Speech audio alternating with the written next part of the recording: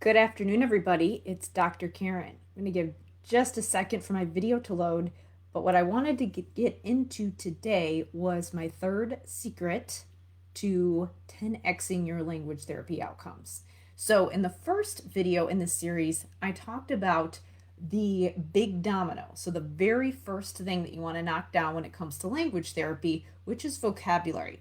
In the second video, I talked about all those pieces that fit under vocabulary because that's a huge, broad area, and it can be really tricky to figure out the best way to actually target it in therapy. So I talked about those 5 components that you are going to want to use to start figuring out what actual treatment techniques that you are going to use. So you do that by figuring out what are those key linguistic skills that actually build vocabulary. So those are phonology, orthography, morphology, semantics, and syntax. So I talked about that in video number 2.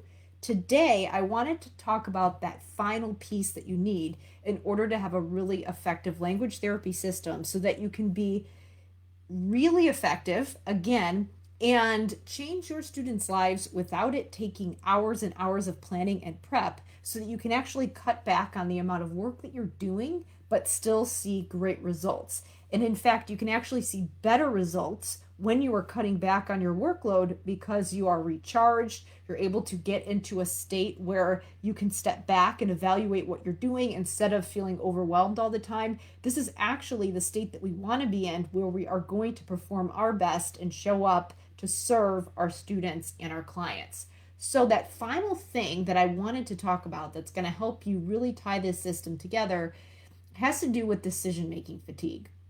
We actually, as you go through the day, as you make decisions, your willpower actually goes down. It's why sometimes at the beginning of the week, you might be super inspired and you're like, I'm going to work out every day and I'm going to eat vegetables and cook healthy meals and all of this stuff.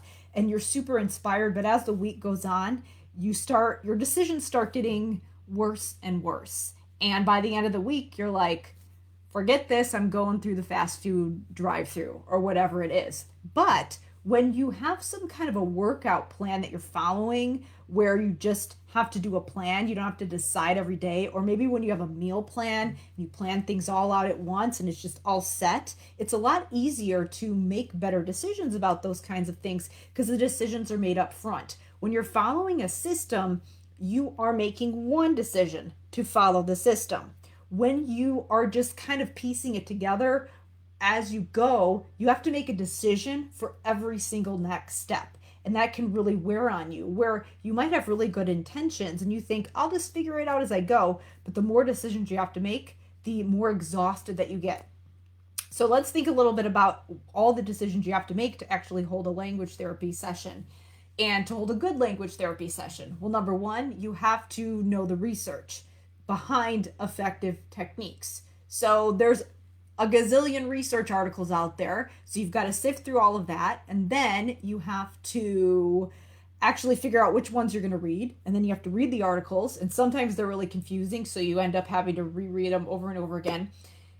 And then a lot of times with research and things like that, it's like, all right, well, I get the information, but how do I actually put that into a therapy session? So that is a lot of work. And then you've actually got to, now that you know the techniques that are good or the area you're going to focus on, then you have to figure out, all right, what materials am I going to use? What activity am I actually going to do in therapy? And let me get all of this stuff ready. And how do I put this together for all of my different cases that I'm doing? So that is a lot of work already. That could take you hours, and you haven't even gotten to your therapy sessions yet. So you can see why so many SLPs are burnt out. They're always going through this process. So if you're always starting from scratch for language therapy and you don't have a system, it can be really inefficient and really hard on you and can actually have a negative impact on your results and your students, because what happens, and what used to happen to me, where it's like, okay, forget it, I'm just going to grab this random game off my shelf for these flashcards and just wing it because I'm so tired by the time I get to the end of the day or the week or whatever. And then you might intend on figuring out after work, staying around and doing research and things like that. But to be honest, I know when I was in that situation, I would never end up doing it. even when I intended to, because I'd have to do my documentation and all of these things, and I just wanted to go home. And I usually would still be way behind in my work and my paperwork and all of those things. So when I was able to develop a system, it helped me with all of those things because I didn't have to do all of that legwork every single time.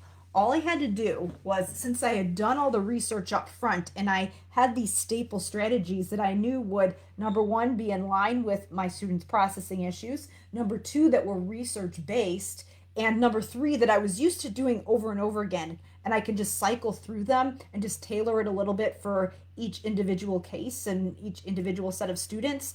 I could just go through it over and over again, and I would just follow the process. So it eliminated a lot of those decisions. And what that helped me do was free up some space for those other activities that I needed to do. Since I had a clearer focus on what I was actually working on in language therapy, that helped clear up some questions about how do I write goals and data, and also how I would write up my evaluations.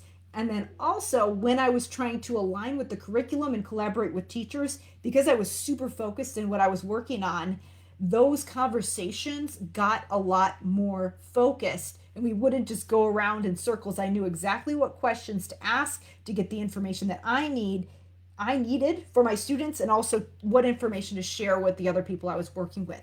So it really had this domino effect, this huge impact on my day and also my work life. And I was getting to the end of the day, and because I didn't have all of this stuff that would built up and I wasn't exhausted, I could actually go home and enjoy my life and not feel guilty about it because I had this process. So the thing is that, again, the more decisions you have to make, the more exhausted that you get, and the quality of your decisions go down and your performance goes down as well. So again, when you have a system, it's that one decision.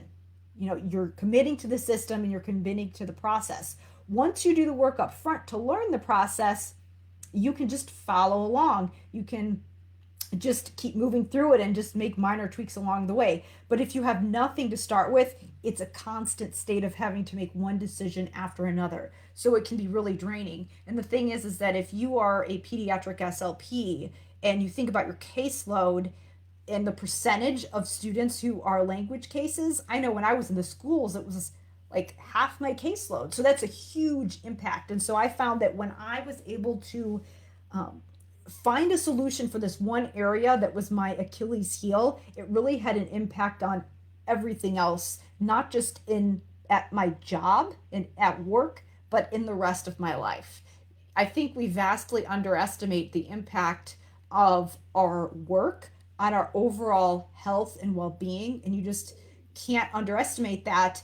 And we shouldn't feel guilty about thinking about those things, because we can't show up and take care of our students and clients if we're not taking care of ourselves first.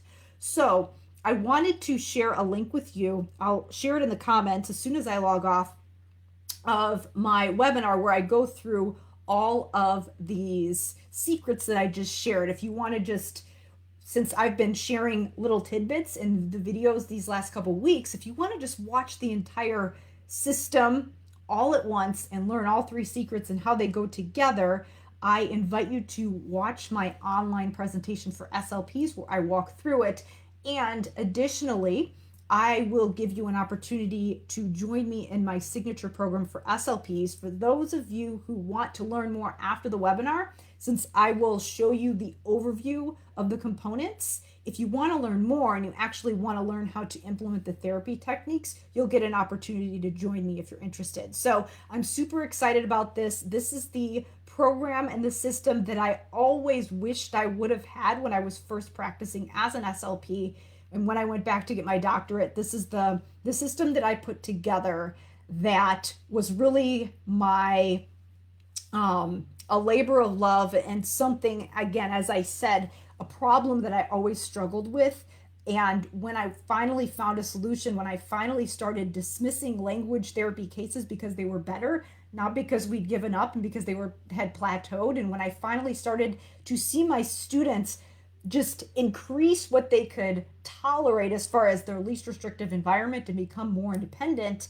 And also, when I was able to start sharing this with other SLPs and they started getting the same results that I did, it's just super exciting to me. So I love sharing this. I love talking about this. I'd love to have you join me in either Language Therapy Advanced or check out the online presentation where I go through this framework for really amplifying your language therapy, getting to the root cause of those processing issues, and addressing language and literacy in a systematic way. So again, I'd love to share, or I'd love to hear your questions, comments, takeaways in the comments below, and I'll also share the link to that online training. Thanks so much, everybody, for watching.